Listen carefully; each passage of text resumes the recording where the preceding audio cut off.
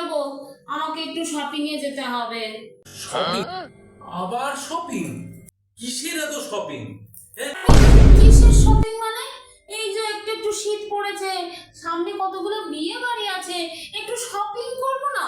যা বাবা, shopping shopping. 12 মাসে 13 পার্বণ শুনেছি, তোমার তো দেখছি 12 মাসে 13 শপিং লেগে রয়েছে। আশ্চর্য!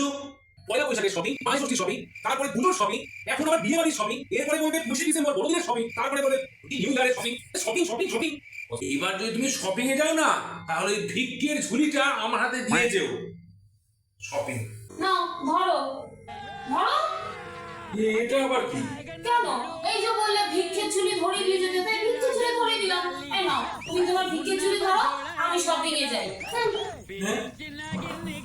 আমার ভিক্ষের ঝুলি দিয়ে চলে গেল। আরে টাকা পেলে কোথায়?